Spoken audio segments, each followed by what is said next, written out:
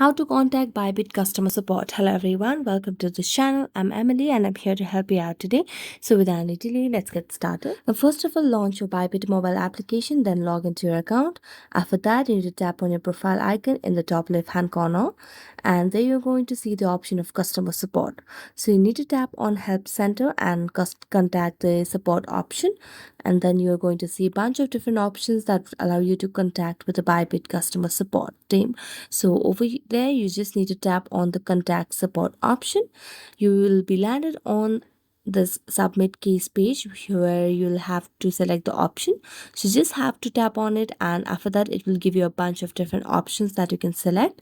So you just have to select the option, and then you just have to select the related problem relating to the option that you have selected.